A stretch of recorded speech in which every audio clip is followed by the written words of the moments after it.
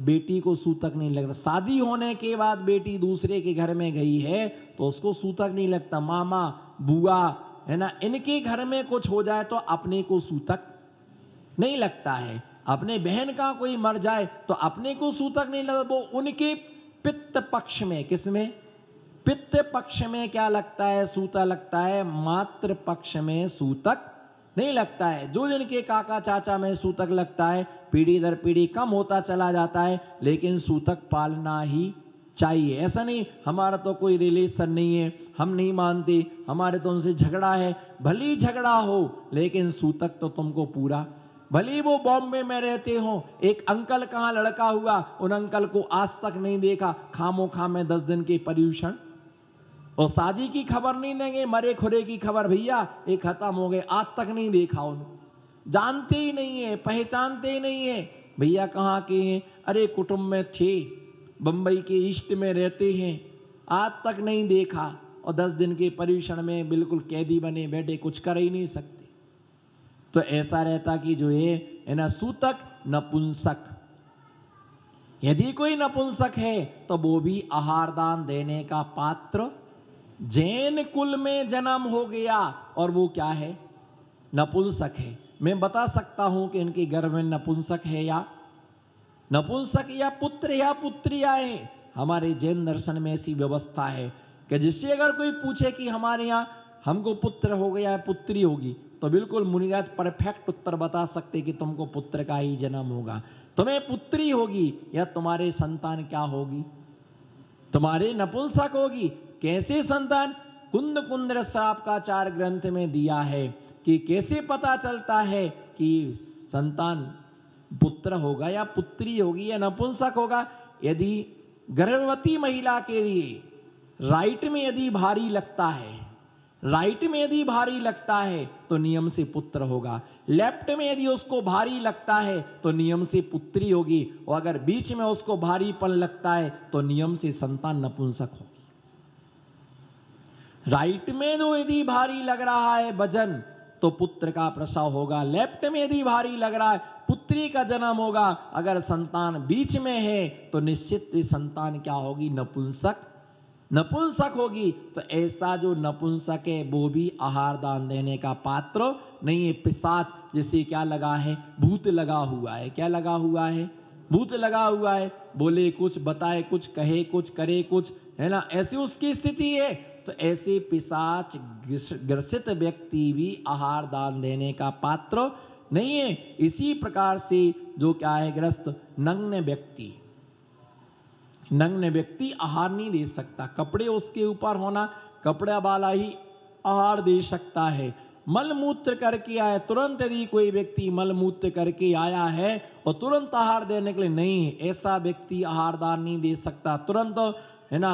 यदि मलमूत्र विसर्जन करके आया है तो ऐसा व्यक्ति भी आहार दान देने का पात्र नहीं है। ये सब ध्यान रखने योग्य बातें हैं ऐसा। और इसी प्रकार से क्या है, मूर्छित, है ना, यदि किसी के लिए क्या होश नहीं रहता, चक्कर आती, तो ऐसा व्यक्ति बमन करके किसी को उल्टी हो गई है, रुधिर सहित किसी को रुधिर लगा हुआ है, तो ऐसा व्यक्ति भी आहार दान देने का पात्र नहीं है। वेश्या आहार दान देने की पात्र नहीं है। श्रमणी माने आरिका, आरिका माता जी आहार नहीं दे सकती। अरे नहीं, हमने तो देखा है महाराज जी, माता जी की आहार कराती है। नहीं देखा?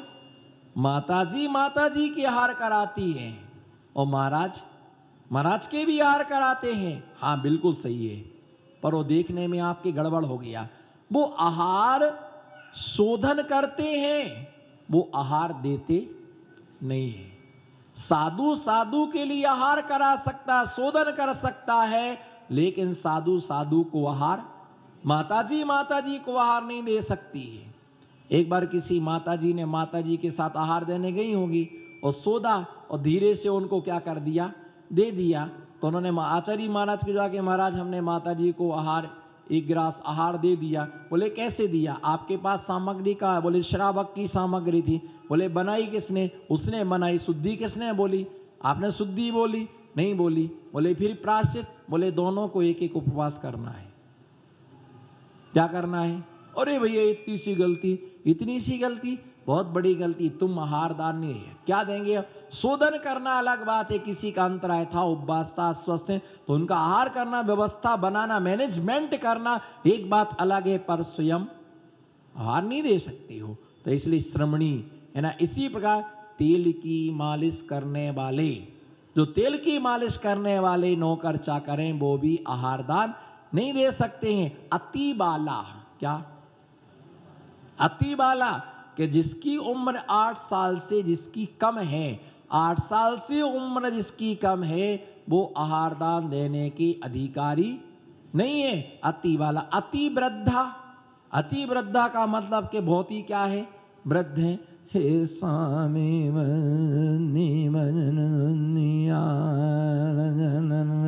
अब ऐसी हालत हो रही, बताओ। अब वो दिया अंजलि में, वो गिरा नीचे पात्र में, और पकड़ के अम्मा है, अम्मा है, अम्मा है, इनसे एक गिलास तो ले लो। 6 जने पकड़े उसको, इनकी हालत ऐसी हो कि हमें भी पकड़ना ना पड़ जाए। तो ऐसे लोग, उनको कुर्सी पर बैठा दो, क्या कराओ। और ऐसे लोगों को जिनको दिखता ना हो, कम सुनाई देता हो, हाथ में पकड़ते ना बनता, वो सबसे पहले आगे हो जाएंगी। और हट्टी कट्टी बहुएं होंगी, वो जाकर के अपने कमरे में बैठे, डर लगता हमको तो, डर लगता हमको तो, डर लगता कि मैं शेर हूं क्या, डर लगता। बुड्ढी बुड्ढी को काम पर लगा दिए, बहू आराम से पड़ी हो गया, बच्चा छोटा है, अभी तू भी तो छोटी है। इतना सा एक खिलौना लेकर के बैठ गए, बच्चा छोटा है। एक ही रोना है आज की महिलाओं का, बच्चा। मैं तो प्रार्थना कर रहा कब बड़ा हो जाए वो। कोई इंजेक्शन की व्यवस्था नहीं है, आज लगाओ, कल लौकी में इंजेक्शन लगाते हैं, आज लौकी में इंजेक्शन। कड़िया जी, आपके पास तो होगी वैक्सीन। लौकी आती है, उसको एक इंजेक्शन लगा दो। अनार भी आती है, इंजेक्शन लगाओ। सवेरे इतना, शाम को इतना सा था, सवेरे तो इतना बड़ा मिला। लौकी देखो इतनी बड़ी हो गई। अरे भैया ये क्या हो गया, इतना सा पेड़, पेड़ से बड़ी लौकी। बर्तन से ज्यादा गर्म, चाय से ज्यादा गर्म बर्तन, पेड़ इतना सा। लौकी देखो 14 लगी, इतनी बड़ी बड़ी। इंजेक्शन का क्या है? तो भैया एक इतना सा बच्चा है, उसमें ही दिन भर, अगर कहीं 10-15 बच्चे होते तो क्या होता, समाधि को जगह ढूंढना पड़ती तुम्हारी। बहुए ने जिससे काम होता उनको उठते, अभी उठ जाए तो बैठ नहीं पाए, बैठ जाए तो अब उठ, जग लेना, उठना भी है। महाराज जी रुको 5 मिनट, जग रख दूं पहले। टेबल पर जग रखने गई, फिर उठी बड़े मुश्किल में, ए भगवान भगवान हमको ही उठा लो। अब इनको देख के आहार की इच्छा के भूख मर जाए। न ले तो मैंने चम्मच ले गए, लो महाराज ले लो लौकी को हलवा। इधर से पता चला चाशनी टपक पड़ी। हालत ही ऐसी है। अब क्या करें, नसीबी ऐसे लोग होते हैं। हट्टे कट्टे जी क्यों नहीं आते? महाराज जी की 3 उंगलियों से डर लगता है। महाराज जी आप चौके में 3 उंगलियां घुमाना बंद कर दो, हम सब आ जाएंगे। भैया कौन सी 3 उंगलियां है? ये 3 उंगलियां मत घुमाया करो, और ये 3 उंगलियां ऐसी मत, इससे ही डर लगता है, इससे और इससे। ये बंद कर दो, हम रोज आहार को आएंगे। तो भैया ये रहता, क्यों नहीं आते? बहु छुड़वाएंगे, प्याज छुड़वाएंगे, रात्रि भोजन छुड़वाएंगे, है ना। काम कौन करे? तो भैया इसलिए क्या है, बहू भी आराम कर रही है। 9 देवी में एक देवी है बहू, इसलिए स्थापना करके रखी। तो भैया इतने सुकमाल भी मत बनो, कुछ काम करो। ये शरीर मिला है, जो शरीर से काम नहीं करते हैं वो सिर्फ मल बनाने की मशीन है। वो क्या है? मल बनाने की। और फिर दूसरी रहती, एक काम नहीं है, ये धर्म है। बोलो ये, बोलो ये काम है, एक काम है, चौके का काम है। अरे क्या है? धर्म है। कि देखो हमें कितनी अच्छी योग्यता मिली कि हम क्या कर रहे हैं, चौके का हम क्या कर रहे हैं, काम कर रहे हैं। अब चौके में आहार देना है, बोले सफोकेशन बहुत हो रहा, तब एसी कहां लगाओ। अब तुम्हें हर जगह सफोकेशन हो रहा, तुम इतने, भगवान से मैं प्रार्थना करता, भगवान मुझे इतना सुकमाल मत बनाना। बोलो भगवान मुझे इतना सुकमाल मत बनाना, इतना सुकमाल मत बनाना कि जिससे हर जगह मुझे क्या होने लग जाए, सफोकेशन होने लग जाए, हर जगह गर्मी लगने लग जाए, एसी के बिना नहीं रह सकते। अरे भैया क्या जन्म ही एसी में हुआ था? तो ये ध्यान रख करके चलना, कितनी सहन शक्ति, अपने काम नहीं है हमारा, क्या है?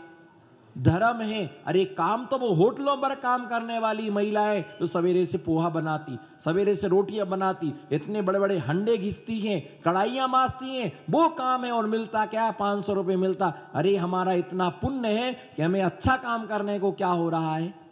अच्छा काम करने को मिल रहा है। तो ऐसे जो क्या है कि ऐसे अति बाला, अति वृद्धा क्या है, वो भी आहार दान देने के पात्र नहीं है। और इसलिए नए नए लोगों को, बहुओं को, चलो तुम करो, आज अम्मा है, अम्मा कर रही, मम्मी कर रही, आज कल मम्मी चली जाएंगी तो चौके की परंपरा कैसे चलेगी? आज तुम्हारी नहीं कर रही बहुए तो आगे जाके चौके की परंपरा कैसे चलेगी? बूढ़े लोग हैं और यही स्थिति के जहां पर बूढ़े लोग हैं वहां चौके क्या हो रहे? चौके चलते जा रहे है ना, वहां चौके चलते जा रहे। और जहां बड़े बुजुर्ग के लोग नहीं हैं तो मुश्किल हम नहीं करती। तो इसलिए अति वृद्ध, खाती हुई अगर कोई खा रहे तो खाती हुई, अथवा गर्भिणी स्त्री 5 महीने तक आहार दान दे सकती है। कितने महीने तक? गर्भिणी स्त्री है 5 महीने तक, अगर प्रेग्नेंट है तो 5 महीने तक वो आहार दे सकते। 5 महीने के बाद आहार दान नहीं दे सकते। 5 महीने तक द्रव्य से पूजा कर सकते हैं। 5 महीने के बाद फिर द्रव्य नहीं चढ़ाना, भाव से क्या करना? पूजन करना। तो ऐसे जो है ना अंधी, अगर कोई अंधे तो वो भी आहार दान देने के पात्र नहीं है। किसी के आड़ में खड़ा हुआ है ऐसा व्यक्ति भी आहार दान देने का पात्र नहीं है। इसी प्रकार से किसी का घूंघट पूरा इतना ढाके हुए, कम से कम इतना माथा तक दिखना चाहिए, ऐसे व्यक्ति आज अधिक सिर ढका होगा, ये भी आहार दान देने के पात्र नहीं है। बैठे हुए, अगर कोई बैठा है और मुनिराज को बैठ के आहार नहीं दे सकता, इसी प्रकार से मुनिराज है ना ऊंचे स्थान पर कोई नहीं पहुंच रहा, चौकी पर खड़े हो गए, तो ऐसे व्यक्ति भी आहार दान नहीं दे सकते। ऐसा कोई आहार, ये सब दायक दोष है। कौन सा दोष है? और अधिक उम्र हो गई, एक गिलास दे करके आराम से नीचे क्या हो जाओ, बैठ जाओ।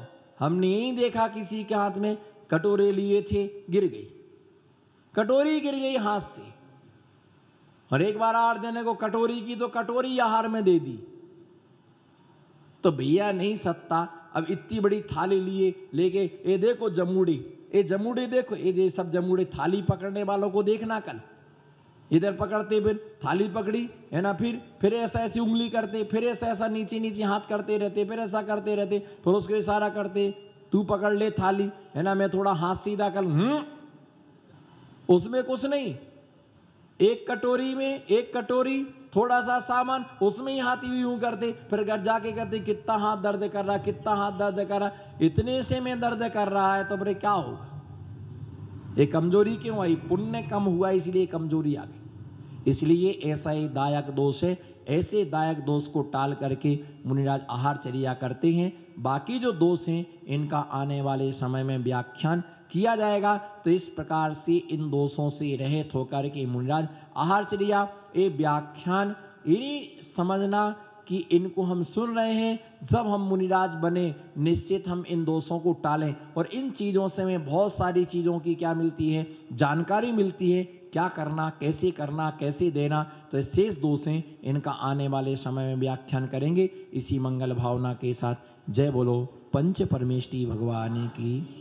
धर्म स्नेही बंधु, आचार्य पूज्यपाद स्वामी ने चारित्र भक्ति की आराधना करते हुए मुनि महाराज के 13 प्रकार के चारों चारित्रों के व्याख्यान के अंतर्गत 5 महाव्रत, 5 समिति, 5 प्रकार की समिति में 5 प्रकार की समितियों में ईशना समिति, जिसमें आहारचर्या से संबंधित रखने वाले 40 प्रकार के दोष हैं।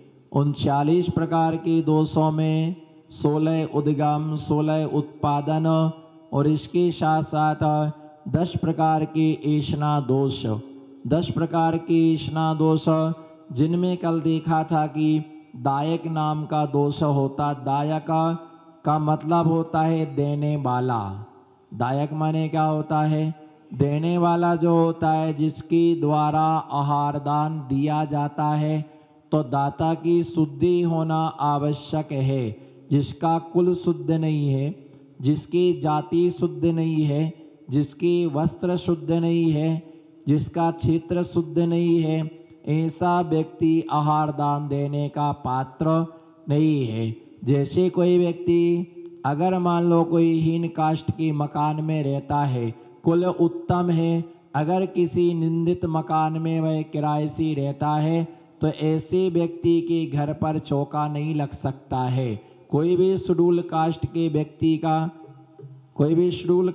व्यक्ति का मकान है, घर है, और ऐसे स्थानों पर अगर कोई चौका लगाता है तो उस स्थान पर आहार नहीं हो सकता है। इसी प्रकार से कोई स्कूल है, अगर वह स्कूल का क्षेत्र शुद्ध नहीं है तो विहार काल में वहाँ भी आहारचर्या संपन्न नहीं हो सकती, क्योंकि क्षेत्र शुद्धि, द्रव्य शुद्धि, काल शुद्धि, भाव शुद्धि के साथ जो देने वाला दाता है, तो दाता के लिए दिया कि कैसा दाता आहार देने वाला होना चाहिए। किसी भी प्रकार का यदि व्यसन करता है, गुटखा खाने वाला व्यक्ति आहार दान देने का पात्र नहीं है। तो यहाँ पर क्या है कि आचार्य महाराज ने इसमें जितनी भी दायक दोष बतलाए, इसमें कहीं बीड़ी और तम्बाकू का नाम नहीं आया। किसका नाम नहीं आया? बीड़ी और तम्बाकू का नाम इसमें तो आया ही नहीं महाराज। ये तो आप अलग से बता रहे कि गुटखा खाने वाला आहार नहीं दे सकता, बीड़ी पीने वाला आहार नहीं दे सकता है। इसी प्रकार से क्या है, और भी कोई भांग खाने वाला व्यक्ति आहार दान नहीं दे सकता, इनके अंदर आहार दान देने की पात्रता नहीं है। तो इसमें क्या है, कई बार सूत्र छोटा सा होता है पर अर्थ उसमें क्या होता है, बहुत समाहित होता है। अर्थ उसमें क्या होता है कि अर्थ उसमें बहुत सारा समाया हुआ रहता है। सूत्र गूढ़ होते हैं पर उसमें रहस्य क्या होता है, रहस्य उसमें भरा होता है।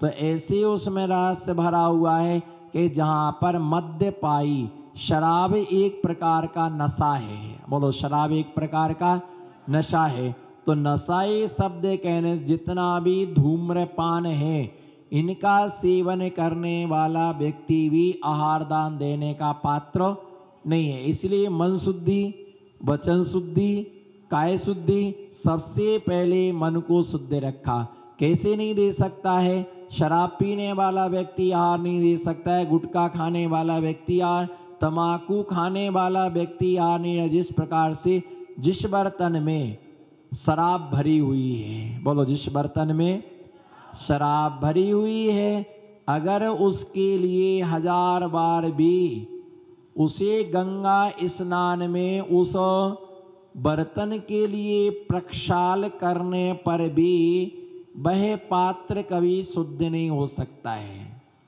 कारण क्या है?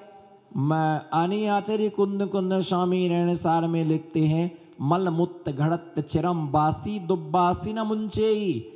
जिस बर्तन में मल मूत्र भरा हुआ है, शराब भरी हुई है, ऐसा बर्तन 1000 बार गंगा में स्नान करने पर वो क्या नहीं होता है, शुद्ध नहीं होता है। जिस बर्तन में शराब भरी है, जब वो बर्तन शुद्ध नहीं हो सकता है, तो जिसके मुंह में शराब भरी है वो कैसे शुद्ध हो सकता, अर्थात नहीं हो सकता। इसी प्रकार से जिस बर्तन में तम्बाकू रखी है, उस बर्तन से आहार नहीं दिया जाता है।